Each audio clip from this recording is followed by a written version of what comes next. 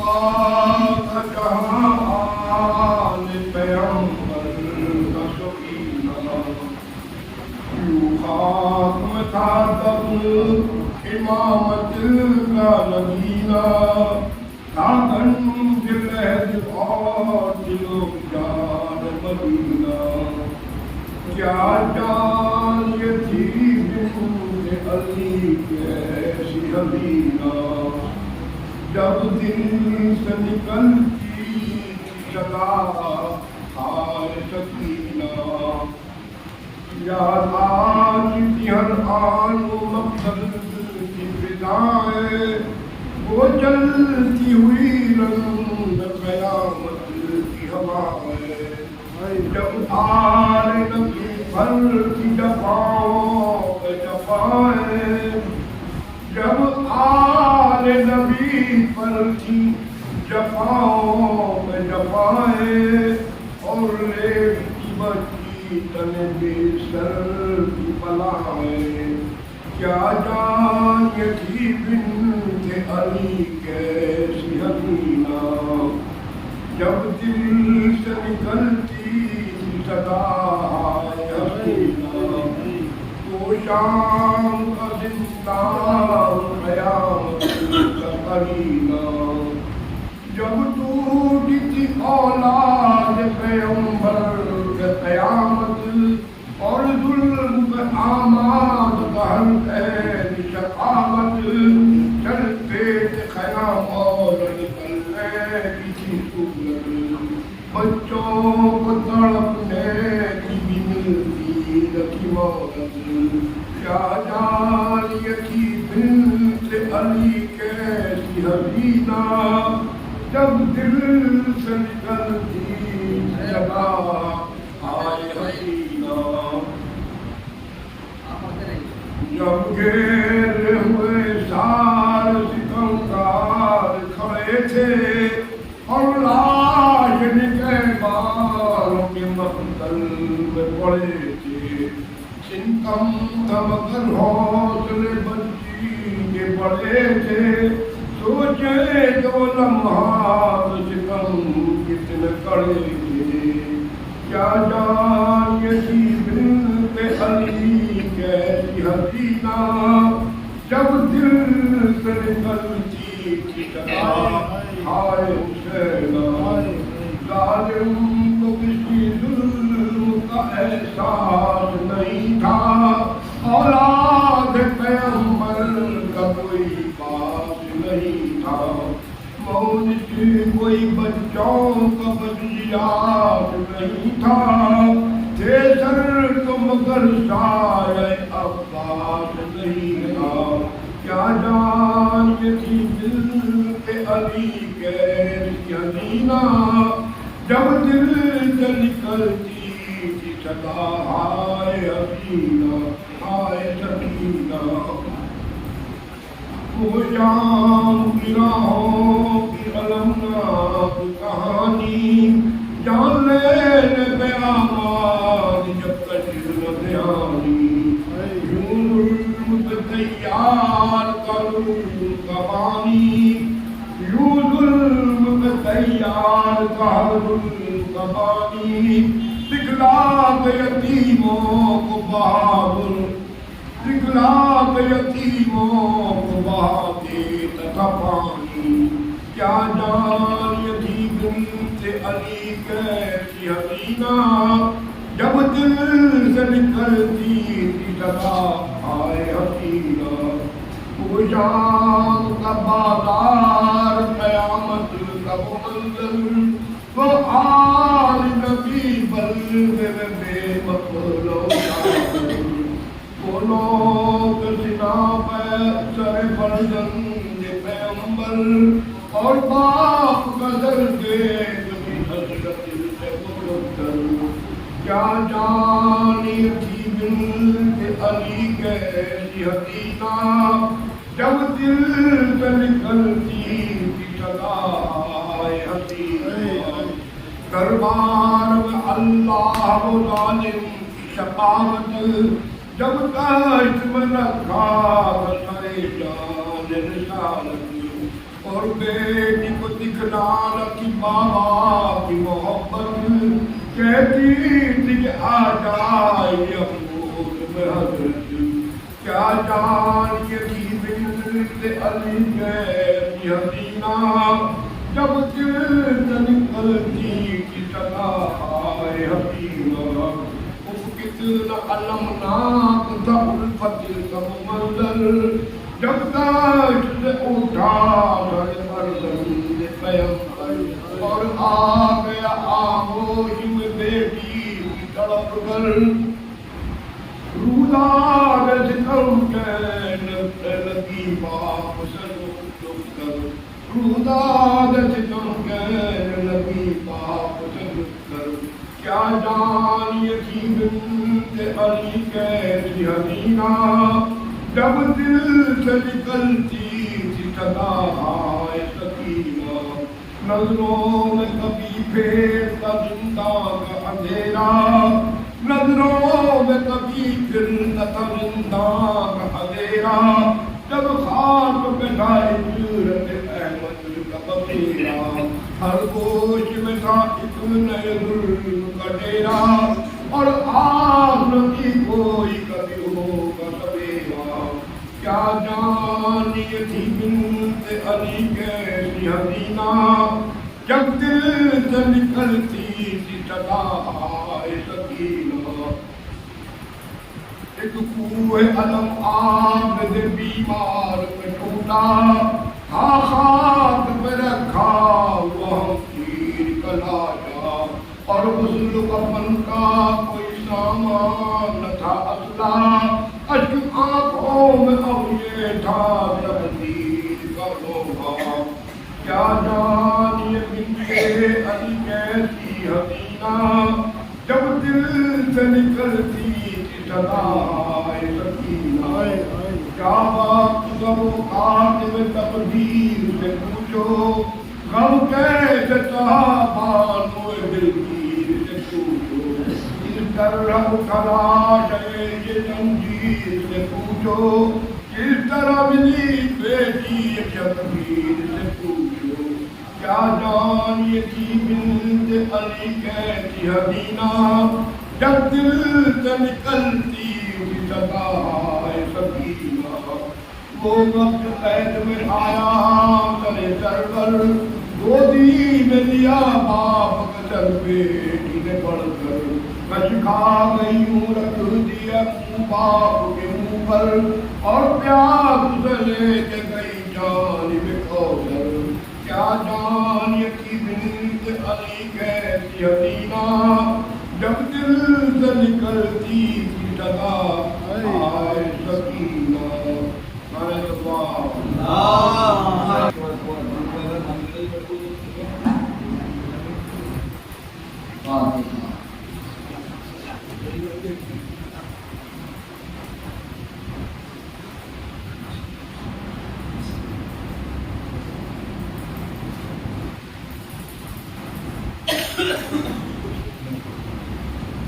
لا حول ولا قوة إلا بالله العلي العظيم أعوذ بالله من الشيطان الرجيم بسم الله الرحمن الرحيم الحمد لله الذي هدانا لهذا وما كنا لنهتدي لولا أن هدانا الله لقد جاءت رسل ربنا بالحق والصلاة والسلام والتحية والإكرام على سيد أسلم ما في الوجود سر الله في كل وجود نقطة دائرة الوجود والصاحب ذوي الحمد والمقام المحمود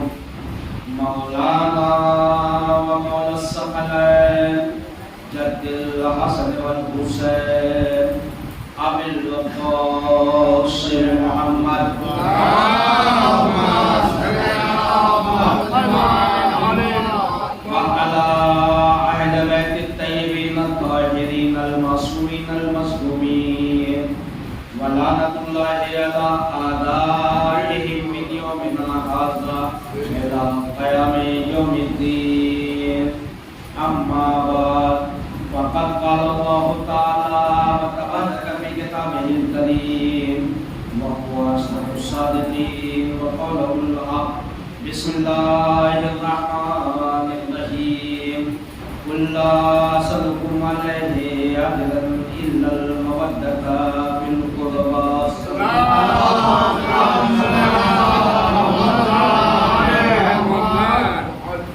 سب سے پہلے آپ اللہ سے گزارش ہے کہ نماز سنیں اور نماز سنیں توحید کی تلاوت کا پڑھنا ریاست حسین بن بادشاہ حسین کی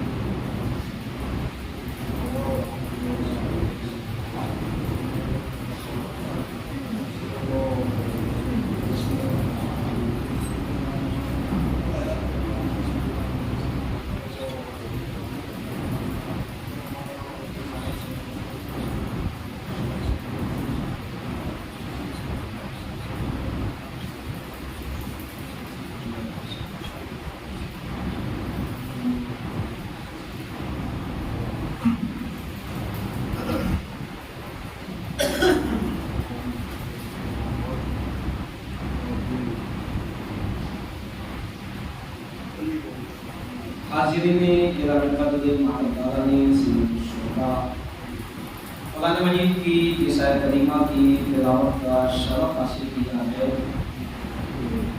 قرآن مجید کی بہت ہی مشہور معروف یہ آیت ہے کہ جس میں اللہ نے اپنے حبیب سے خطاب کر کے کہا کہ حبیب ان سے کہہ دو کہ ہمیں اجر رسالت کچھ نہیں چاہیے صرف اہل بیت سے محبت اختیار کریں، اہل بیت سے اب محترم اسی کے ذہن میں چند منٹ آپ کے سامنے گفتگو کرنا مقصود ہے کہ اہل بیت اور ہیں اور جن سے محبت کے لیے کہا جا رہا ہے کہ آپ اہل بیت سے محبت کریں، تو محبت کرنے والے اور ہیں جن کی محبت کی جائے تو اور ہیں۔ یہ دونوں کبھی برابر نہیں ہو سکتے، جو کہ یہاں سے اسلام پروان چڑھا ہے اور ہم اسلام میں داخل ہوئے ہیں۔ کبھی عالم اور جاہل برابر نہیں ہو سکتے، یہ علم لدنی کے وارث ہے اور ہم مسئلے پوچھنے والے ہیں۔ اسی کے ذہن میں تھوڑی سی گفتگو کرنی ہے کہ زمانہ کہتا ہے، اعتراض کرتا ہے کہ علی کیسے صحابہ سے افضل ہے؟ بھائی علی تو انبیاؤں سے افضل ہیں، صرف سرور کائنات کو چھوڑ کے تمام کے تمام انبیاؤں سے افضل ہیں، اور اس کا جواب باقاعدہ قرآن مجید سے ہر دور میں ہر زمانے میں دیا جا چکا ہے۔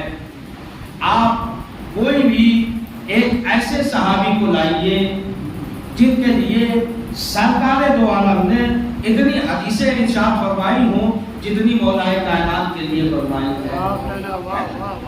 اب دیکھیے، آپ ایک طرف صحابہ کرام کو رکھیے، ایک طرف اہل بیت علیہ السلام کو رکھیے۔ صحابہ کرام کے لیے آپ کو حدیثیں اس طریقے کی بالکل نہیں ملیں گی جس طریقے کی اہل بیت علیہ السلام کے لیے پیغمبر اسلام نے ارشاد فرمائی ہے۔ اہل بیت علیہ السلام کے لیے پیغمبر اسلام نے ارشاد فرمایا کہ الحسن والحسین سید شباب اہل جنت، کہا کہ یہ حسن و حسین جنت کے جوانوں کے سردار ہیں۔ اب کائنات میں اور بھی بچے ہیں، ان کے بارے میں کوئی اس طریقے کی حدیثیں لائے تو ہم جانے۔ پیغمبر اسلام نے اپنے خطبے کو روک کے امام حسین کو گود میں اٹھا کے بتایا کہ ھذا حسین الفاضل، یہ میرا حسین ہے، اسے پہچان لو۔ بھائی کسی اور بچے کے بارے میں پیغمبر اسلام نے نہیں فرمایا۔ پیغمبر اسلام نے امام حسین علیہ السلام کے لیے فرمایا کہ حسین و منی وانا من الحسین، حسین مجھ سے ہے اور میں حسین سے ہوں۔ پیغمبر علیہ السلام نے اہل بیت کے علاوہ کسی کے لیے یہ بات نہیں کہی۔ پیغمبر علیہ السلام نے کہا کہ النظر الی وجہ علی بن ابی طالب عبادہ، علی کے چہرے کی طرف دیکھنا عبادت۔ کسی صحابی کے لیے نہیں کہا کہ ان کے چہرے کی طرف دیکھنا عبادت۔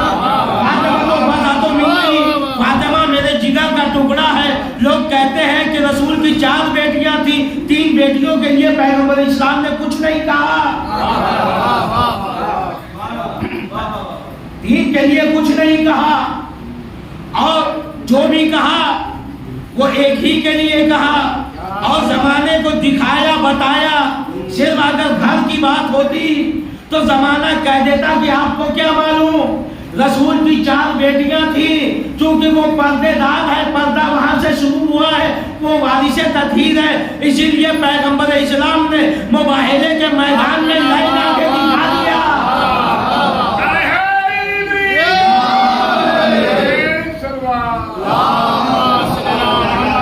زمانے کو مباہلے کے میدان میں لے جا کے دکھا دیا کہ ہم اہل بیت میں یہ ہیں، کہا ان کو پہچان لو۔ اور کسی صحابی کے لیے پیغمبر علیہ السلام نے نہیں کہا کہ ذکر علی عبادت، کہ علی کا ذکر عبادت ہے۔ کسی صحابی کے لیے نہیں کہا کہ حب علی عبادت، کہ علی کی محبت عبادت ہے۔ کسی صحابی کا نام نہیں لیا، صرف علی کا نام لیا، کہا یا علی انت قسیم النار والجنہ، اے علی تو جنت و جہنم کا بانٹنے والا ہے۔ اور آخر میں تو پیغمبر علیہ السلام نے فیصلہ کن حدیث ارشاد فرمائی کہ یا علی جس کی طہارت میں ولادت ہوگی وہ تجھ سے محبت کرے گا، جس کی ولادت میں خباثت ہوگی وہ تجھ سے نفرت کرے گا۔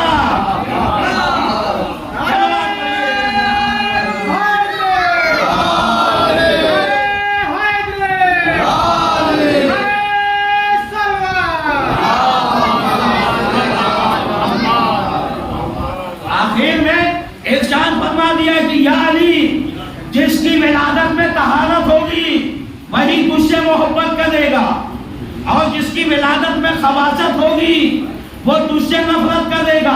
اب عزیزان محترم، اہل بیت اور صحابہ کرام کبھی برابر نہیں ہو سکتے، اس لیے کہ ان کا مرتبہ کچھ اور ہے اور ان کا مرتبہ کچھ اور ہے۔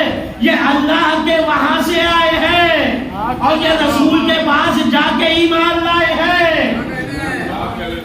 زمانے کو کبھی اہل بیت سمجھ میں نہیں آ سکتے۔ جب بڑے بڑے لوگوں کو اہل بیت نہ سمجھ میں آئے،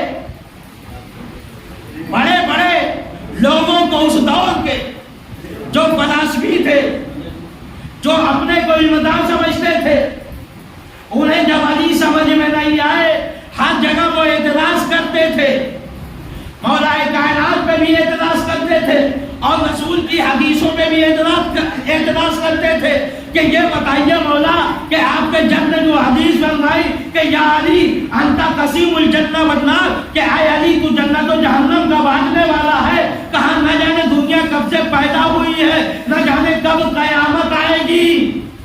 کہا ایک علی اتنے زمانے کے لوگوں کو 2 حصوں میں کیسے کرے گا؟ تو میرے 8ویں امام نے ارشاد فرمایا کہ پیغمبر علیہ السلام نے ایک اور حدیث فرمائی ہے کہ یا علی جس کی ولادت میں طہارت ہوگی وہ تجھ سے محبت کرے گا، جس کی ولادت میں خباثت ہوگی وہ تجھ سے نفرت کرے گا۔ ایک مرتبہ ہارون رشید کہتا ہے کہ مولا یہ تو حدیث سمجھ میں آتی ہے، تو ایک مرتبہ امام نے کہا جب یہ حدیث تجھے سمجھ میں آتی ہے تو یہ بھی سمجھ لے جنت بڑھ گئی۔ کہا جنت تو بڑھ گئی، کہا کیسے؟ کہا جو علی سے محبت کر رہا ہے وہ جنت پہنچ گیا۔ چلو پڑھیے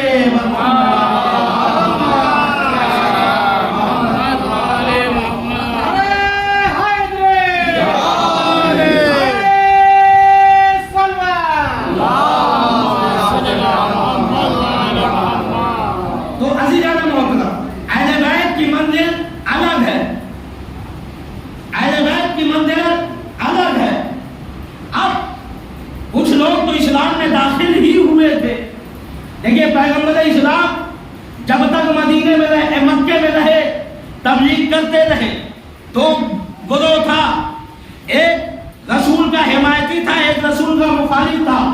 لیکن جب مدینے میں آئے ہیں اور جب جنگیں جیتی ہیں تو یہاں 3 گروپ ہو گئے، ایک رسول کے ساتھ، ایک مخالف، ایک منافق، جو دونوں طرف تھے، ادھر بھی تھے ادھر بھی تھے، جو ادھر بھی تھے اور ادھر بھی تھے.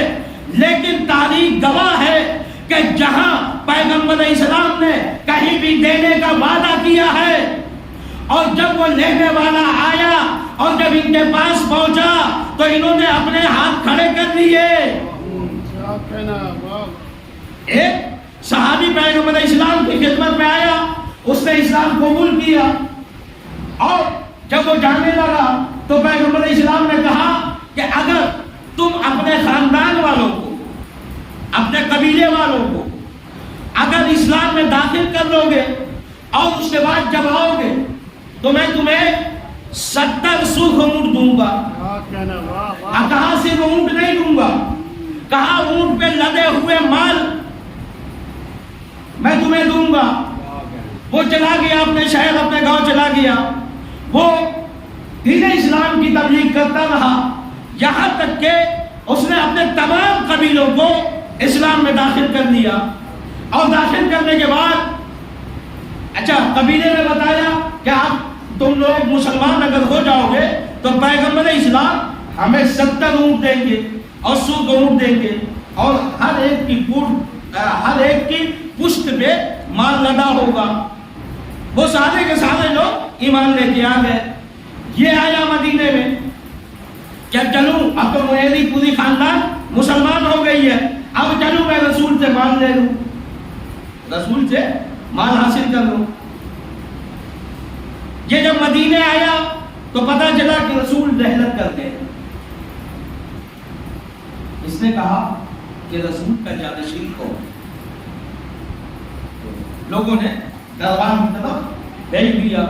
یہ دربار میں گیا، اس نے کہا کہ میں کچھ سال پہلے آیا تھا یہاں پہ اور پیغمبر اسلام سے میری بات ہوئی تھی اور میں نے ان کے ہاتھوں پہ کلمہ پڑھا، میں ان کے ہاتھوں پہ ایمان لے کے آیا اور انہوں نے مجھ سے کہا کہ جب تم اپنے گاؤں جانا، قبیلے جانا تو اپنے پورے قبیلے والوں کو مسلمان کر لینا اور جب وہ مسلمان ہو جائے تو تم مدینے میں آنا تو تمہیں 70 اونٹ دیے جائیں گے اور وہ بھی مال سے بھرے ہوئے. 100 اونٹ کی قیمت زیادہ ہوتی ہے، سب سے مہنگا ہوتا ہے 100 اونٹ. کہا کہ 1 اونٹ کی بات ہوتی تو بھائی بیت المال استعمال کر دیا جاتا، 70 اونٹ اور اس میں بیت المال کا مال بھرا جائے تو 1 ہی 2 اونٹ میں سارے مال خالی ہو جائیں گے. تو انہوں نے کہا کہ کوئی ثبوت بولیں گے. کہا کہ بس پیغمبر اسلام نے مجھ سے کہا، میں تھا اور پیغمبر اسلام نے. یہ اس نے ساری باتیں کہی مگر وہ ماننے کے لیے تیار نہیں، کیونکہ دینے کی بات تھی. دینے کی بات پہ تو ہر جگہ آگے آپ کو نظر آئیں گے، دینے پہ کہیں بھی سامنے نہیں. اب اس کے بعد یہ مایوس ہو گئے، جانے لگا. کہا کہ میں نے غلط کیا ہے کہ رسول کے ہاتھوں پہ اسلام کو قبول کیا اور میں نے غلط اپنے خاندان والوں سے وعدہ کیا. کہا اب جب میں وطن جاؤں گا تو میرے خاندان والے یہ مال مانگیں گے اور جب میں مال نہ دوں گا تو وہ مجھے ہو سکتا ہے کہ قتل کر دے. ایک مرتبہ جیسے ہی اس نے یہ دربار میں کہا، منا اہل بیت کی منزل پہ بیٹھنے والا سلمان و منا اہل بیت کی منزل پہ بیٹھنے والا کھڑا ہوا. کھڑے ہونے کے بعد کہتا ہے کہ تو نے غلط جگہ پہ قدم رکھا ہے. وہاں سلمان فارسی نے اس کا ہاتھ پکڑا اور پکڑنے کے بعد کہا، تجھے وارث دین معلوم نہیں؟ اور ہاتھ پکڑ کے مولا کائنات کی طرف لے کے گئے. مولا کائنات مسجد کوفہ میں بیٹھے ہوئے تھے. مولا کائنات کے پاس یہ جیسے ہی پہنچے تو دربار سے بھی بہت سارے لوگ آئے کہ علی کے گھر تو بھاگا چل رہے ہیں، علی کہاں 70 اونٹ دیں گے اور جیسے ہی وہ مسجد نبوی میں آیا مولا کائنات نے کہا کہ تم سے جو رسول نے وعدہ کیا ہے کہ 700 اونٹ دیے جائیں گے، کہا میں علی تجھے 70 اونٹ دوں گا، اور کہا خالی اونٹ نہیں دوں گا، اس اونٹ پہ مال و جواہرات بھرے ہوں گے۔ اب مدینے والے دیکھ رہے کہ علی کے گھر تو فاقہ چل رہا ہے اور علی اتنا دینے کے لیے تیار ہو گئے۔ مولا کائنات نے ایک شخص سے کہا کہ جاؤ مدینے میں یہ ندا دے دو، آواز کروا دو کہ علی کل وہ 70 اونٹ دیں گے جو رسول نے وعدہ کیا تھا۔ کہا کہ وہ 70 اونٹ دیں گے جو رسول نے وعدہ کیا۔ اب سارے لوگ مدینے کے باہر جمع ہو گئے جہاں مولا کائنات نے دینے کا وعدہ کیا تھا۔ ایک مرتبہ تاریخ نے لکھا کہ ایک چھڑی مولا کائنات نے امام حسن کے ہاتھ میں دی، اور دینے کے بعد زمانے کو یہ دکھانا چاہا کہ علی کا صرف وہی اختیار نہیں ہے، علی کے بیٹوں کا بھی وہی اختیار ہے۔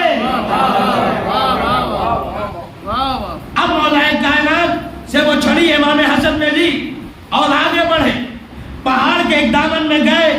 سارے مدینے کے لوگ دیکھ رہے ہیں کہ علی 70 اونٹ کہاں سے دیں گے، اور اس میں بھی مان لدے ہوئے۔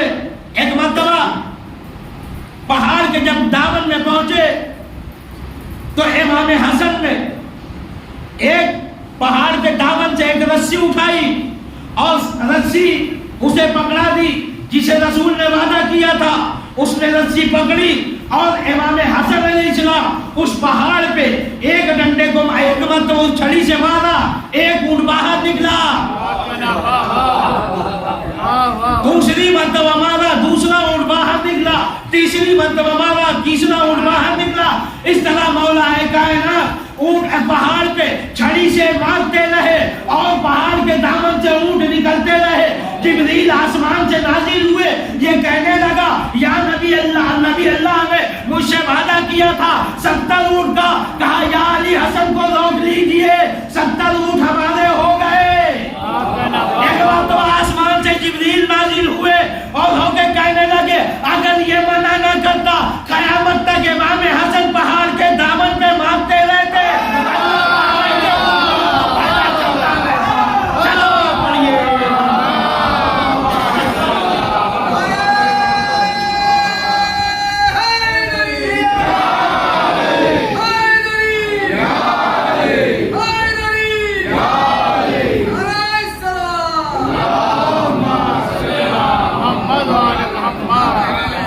جبریل نے آگے کہا کہ اگر امام حسن قیامت تک پہاڑ کے دامن پہ مارتے رہتے تو قیامت تک اللہ اونٹنی کو اس پہاڑ سے پیدا کرتا رہتا۔ اب عزیزانہ محترم، اہل بیت کی عظمت سمجھیے کہ اہل بیت اور یہ دونوں کبھی برابر نہیں ہو سکتے۔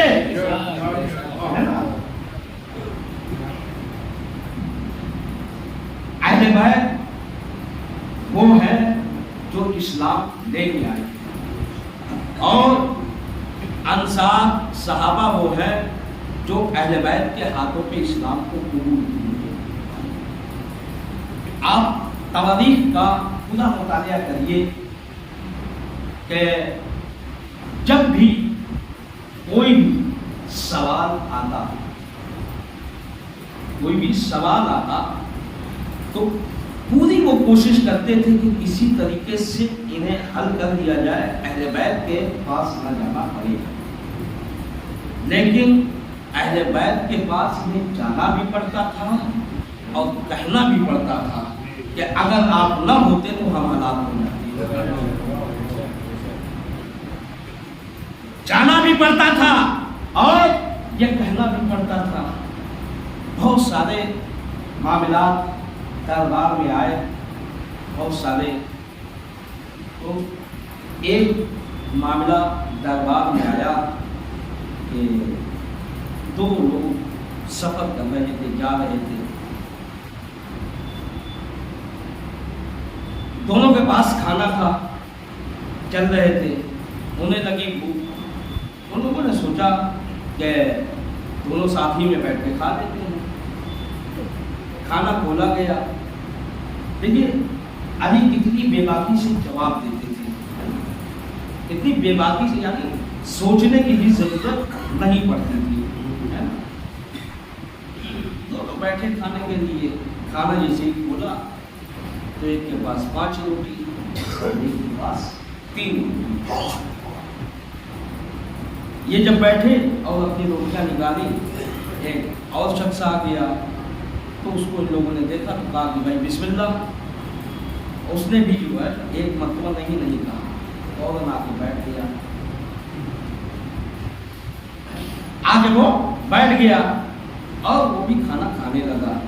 जब खाना वाना खा लिया उसने तो कहा कि भाई शुक्रिया आपका, मुझे भी भूख थी और मेरे पास खाने थे नहीं, आप लोगों ने बुलाया और हम आके खा लिए, लेकिन जो है तो फतन जो है मैं कुछ देना चाहता हूँ। उसने जो है 8 दिरहम, 8 सिक्के निकाल के वहाँ पर उसने रख दिया और जब रख दिया वो चला गया।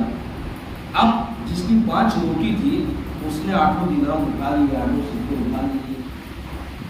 उसने 3 दिरहम, 3 सिक्के, जिसकी 3 रोटी थी उसको दिया और 5 दिरहम खुद रख लिया। तो उसने कहा कि भाई ये गलत है, कहा कि ये गलत है। कहा कि भाई दोनों का बराबर बराबर रहेगा, 4-4। कहा, इसने कहा कि भाई मेरी 5 रोटियां थी, मैंने 5 दे दिया, तुम्हारी 3 थी। कहा कि उससे नहीं, मतलब बराबर बराबर या फिर इंसाफ होना चाहिए। ये मामला दरबार में पहुंचा। जब दरबार में पहुंचा तो उन लोगों ने दरबार से देखिए 2 फैसले आए थे। एक फैसला तो ये आया कि भाई तुम्हारा भाई है, इसको बराबरी दे दो। तो 5 वाला तैयार नहीं हो रहा था कि भाई मेरा 1 दिरहम कम हो जाएगा। और इससे कहा कि भाई तुम्हारी 3 रोटियां हैं, कहा कि भाई साथ में खाया है तो मतलब बराबर ही चाहिए। ये मामला पेचीदा होता चला गया। लोग परेशान कि अब क्या करें। तो ये हुआ कि मौलाए कायनात के पास चला जाए, वो इसका हल बताएंगे, इसलिए कि हम में सबसे अफजल तरीन इंसान वो है। अब उसके बाद मौलाए कायनात के पास पहुंचे।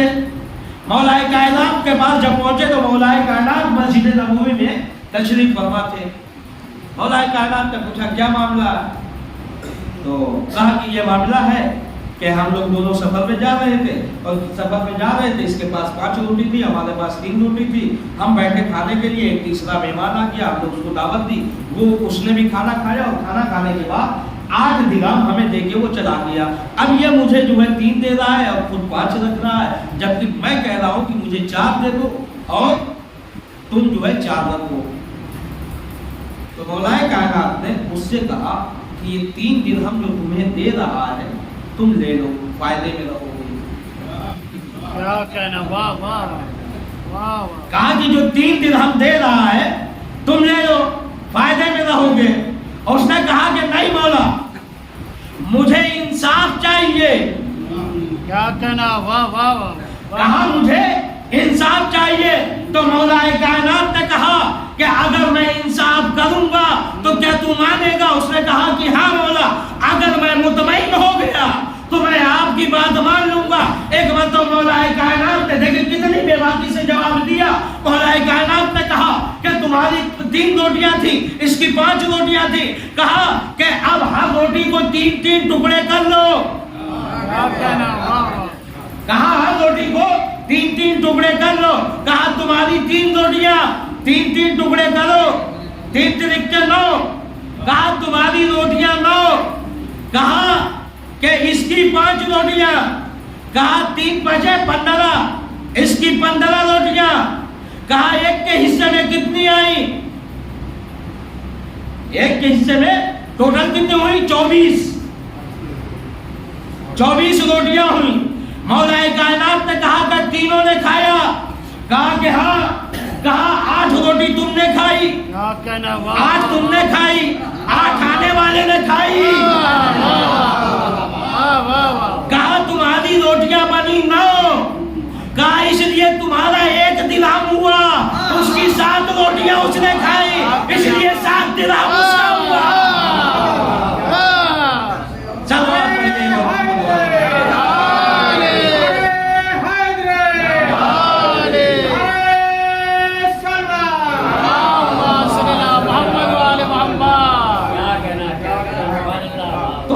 بیت کی منزلت سب سے افضل ہے۔ اہل بیت کی منزل وہ ہے جہاں انسان کو کچھ ہی نہیں سکتا۔ جب سرکار دو عالم نے ارشاد فرما دیا کہ علی کو کوئی پہچان ہی نہیں سکتا، پہچان لو، اگر کوئی علی کو پہچانتا ہے وہ میں پہچانتا ہوں یا اللہ۔ زبردستی کا لوگ پیچھے پڑے ہوئے ہیں 1400 سال سے، اور ہر جگہ ذلیل ہو رہے ہیں، خوار ہو رہے ہیں، ہر دور میں، ہر زمانے میں یہ خوار ہو رہے ہیں۔ اچھا، ہماری جو تاریخ بھی لکھی گئی ہے وہ اس طریقے سے لکھی گئی ہے کہ اس میں کہیں بھی جہالت کا پہلو نہیں رکھا گیا، یعنی کسی درہم و دینار کے سائے میں ہماری تاریخ نہیں لکھی گئی ہے۔ ہماری تاریخ کسی دربار میں بیٹھ کے کسی بادشاہ کے اشارے پہ نہیں لکھی گئی ہے۔ ہماری تاریخ گودیے پہ بیٹھ کے لکھی گئی ہے، ہماری تاریخ زمین پہ بیٹھ کر لکھی گئی ہے، ہماری تاریخ کسی کے دباؤ میں نہیں لکھی گئی ہے۔ اور دنیا کی تاریخ کیا مقابلہ کرے گی ہماری تاریخ کا؟ کہ ہم نے تو اپنی تاریخ کو خود ہی عنوان لگا دیا ہے۔ دنیا نے تو ڈھونڈا ہے، دنیا نے ڈھونڈا ہے، ہم نے عطا کیا ہے اپنی تاریخ کو، ہے نا۔ تاریخ نے اگر ہم سے کہا کہ شجاعت کی بھیک دو تاکہ کسی کے ڈر میں، کسی کے سائے میں نہ آ سکوں، تو ہم نے علی کی شجاعت کی بھیک دے کر اس تاریخ کا عنوان بنا دیا۔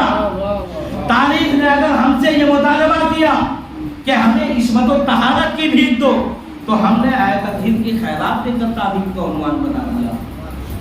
تاریخ نے اگر ہم سے یہ مطالبہ کیا کہ ہمارے دامن میں عصمت و طہارت کے علاوہ علم کے پاکیزہ موتی بھی محسوس کرنا چاہتی ہوں، تو ہم نے باب العلم کا خطبہ سلونی دے کر تاریخ کا عنوان بنا دیا۔ اور تاریخ کے حکمرانوں نے ہم سے ہلاکت سے بچاؤ کی ترکیبیں پوچھی، تو ہم نے ان کے مسئلے حل کر کے انہیں ہلاکت سے بچا کے یہ بتائے ہیں کہ جو اپنے دشمن کو بھی ہلاکت سے بچائے اسے شریعت مصطفیٰ میں علی کہا جاتا ہے۔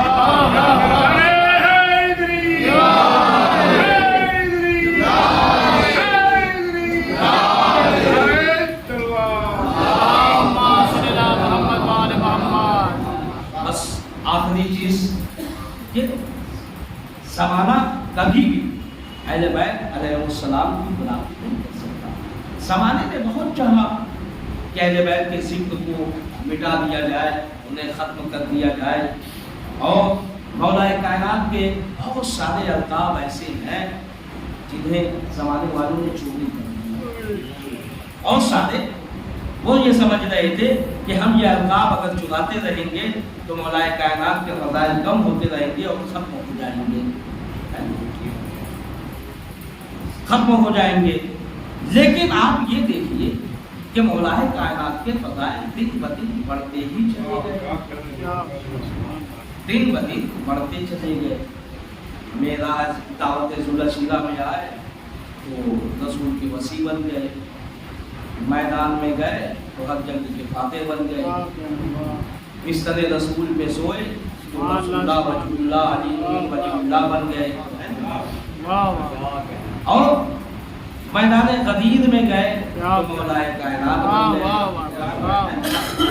لیکن اب یہ زمانہ مانے نہ مانے اس سے علی کے پتا ہے کم نہیں بولیں گے، ہے نا؟ کوئی علی کو وجہ اللہ مانے نہ مانے، کوئی علی کو لسان اللہ مانے یا نہ مانے، کوئی علی کو وجہ اللہ مانے یا نہ مانے، کوئی علی کو کلہ سین سینا فی امام المبین کا سرنامہ مانے یا نہ مانے، کوئی علی کو سرتاج حلقہ مانے یا نہ مانے، کوئی علی کو وارث منبر رسول مانے یا نہ مانے، کوئی علی کو داماد پیغمبر مانے یا نہ مانے، کوئی علی کو شعبہ بطول مانے یا نہ مانے، کوئی علی کو کلہ سین سینا فی امام المبین کا سرنامہ مانے یا نہ مانے، کوئی علی کو سرتاج حلقہ مانے یا نہ مانے، کوئی علی کو خدائے کائنات مانے یا نہ مانے، کوئی علی کو امیر المومنین مانے یا نہ مانے، کوئی علی کو امام المتقین مانے یا نہ مانے، کوئی علی کو قاتل المشرکین مانے یا نہ مانے، کوئی علی کو مولائے غدیر مانے یا نہ مانے، کوئی علی کو مولائے مشکل کشا مانے یا نہ مانے، کوئی علی کو سرتاج حلقہ مانے یا نہ مانے، کوئی علی کو مولائے کائنات مانے یا نہ مانے، مگر ساری دنیا تو اتنا تسلیم کرے گی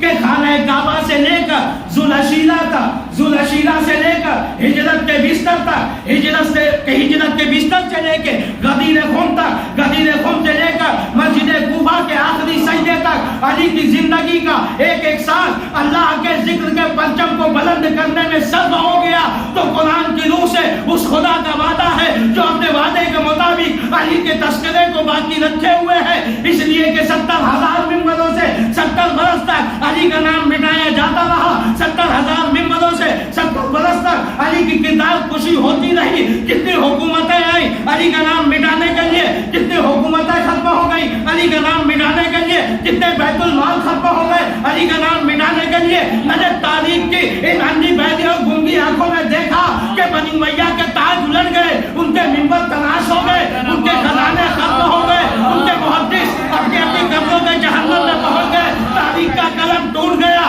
مورخ مر گیا، علی سے گھرنے والے مٹ گئے، مگر میرا علی کل بھی علی تھا۔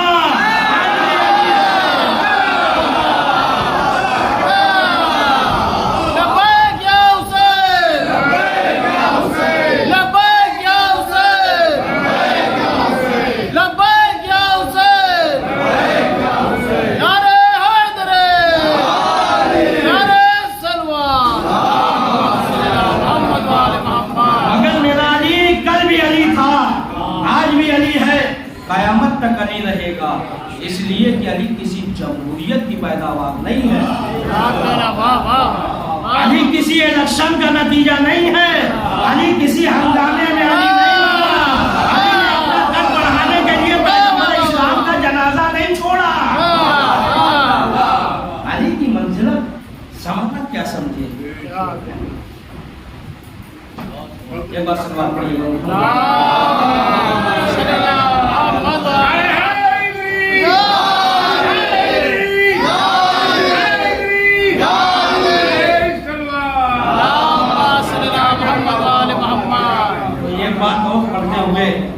ایک بات اور کہ علی کی منزلت زمانہ کیا سمجھے؟ اللہ نے تو زمانے کو دکھایا کہ علی کی منزلت کیا ہے، کہا کہ پورے زمانے کو علی کے در پہ آنا پڑے گا۔ مسلمانوں کا قبلہ اول کون سا ہے؟ بیت المقدس۔ بیت المقدس اس وقت تھا قبلہ تھا مسلمانوں کا، لیکن جب لوگوں کے دلوں میں منافقت پیدا ہوئی تو اللہ نے زمانے کو دکھا دیا کہ علی کے زچا خانے کو تمہارا قبلہ علی کے در پہ آؤ نہ آؤ، علی کے زچا خانے سے آنا پڑے۔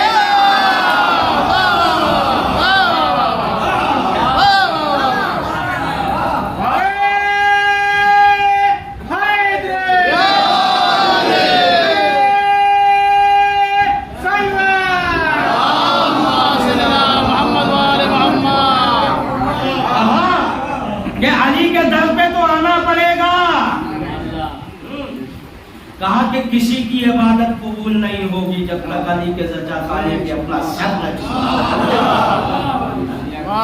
ہر جا علی ملیں گے دامن بچائیے، ہر جا علی ملیں گے دامن بچائیے، بچنا علی سے ہے تو جہنم میں جائیے، جاؤ درے علی سے مگر سن لے ایک بات، ہو جاؤ تم بے بدر۔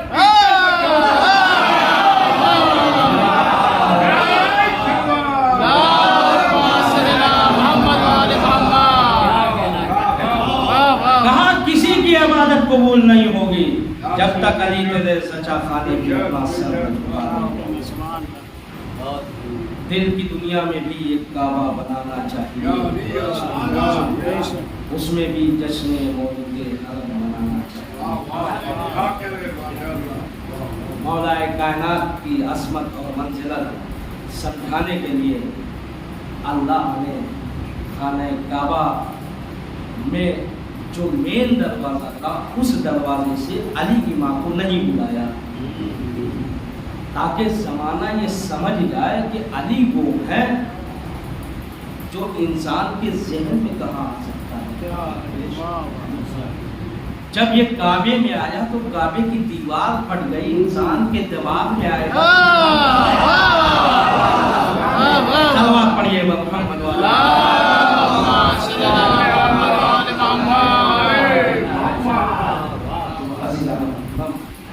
मौला कायनात की मंजिल वो मंजिल है कि ज़माना समझ न सका, पहचान न सका और मौला कायनात के खजाने को सबको शिकार करने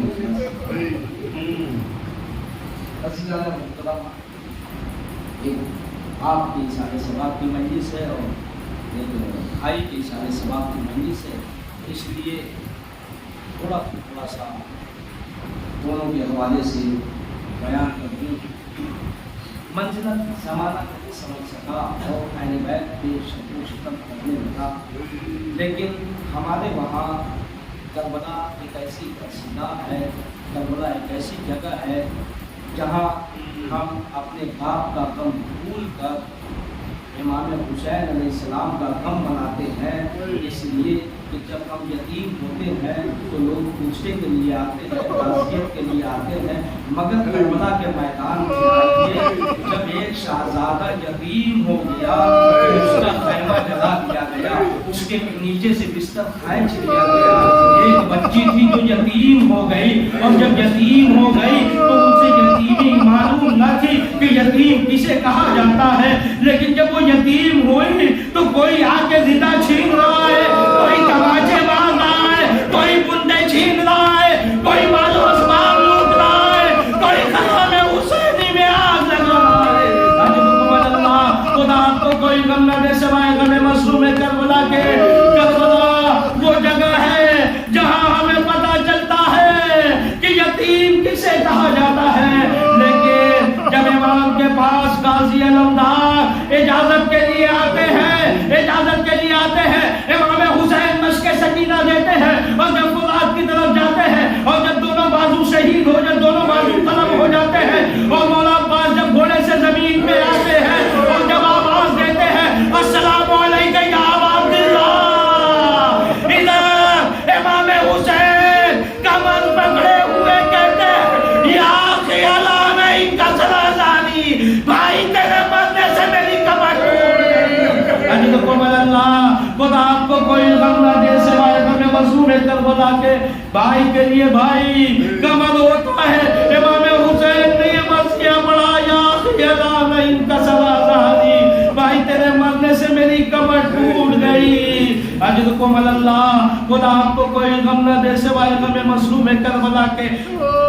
बादे शहादत इमाम हुसैन जो यतीम थे, जो उन्हें असीर बना लिया गया, असीर बनाने के बाद उन्हें इस तरीके से ऊंट की नंगी पुश्तों पे सवार किया गया और इस तरीके से उन्हें कूफा और शाम लेके जाया गया कि तारीख लिखती है कि जो ऊंट थे वो आहिस्ता आहिस्ता चलते थे, इसलिए ऊंट ने आपस में ये किया कि आहिस्ता आहिस्ता चलना, इसलिए कि इन पे रसूल की नवासियां हैं, रसूल की बेटियां हैं, आहिस्ता आहिस्ता चलना, इसलिए कि बेकजावे के इन बीवियों को बैठाया गया है कहीं ये जख्मी न होने पाए। लेकिन जब ये नाके ये ऊंट आहिस्ता आहिस्ता चलते थे तो खूनी इन ऊंटों पे को मारता था और ये मारता था और इस तरीके से ये ऊंट आगे बढ़ते थे। तारीख में लिखा है कि जनाबे सकीना को जो ऊंट से बांधा गया, जब जनाबे सकीना कूफे पहुंची है तो हाल ये था कि जनाबे सकीना के कपड़े खून से रंगीन हो चुके। लेकिन ये तारीख ने हमें उस वक्त बताया कि जब शहादत जनाबे सकीना हुई, जब गस्साला को बुलाया गया, गस्साला ने पूछा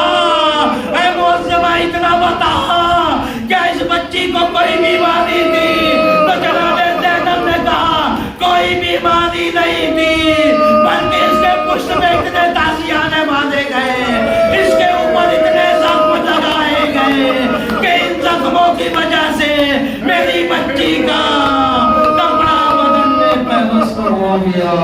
बस या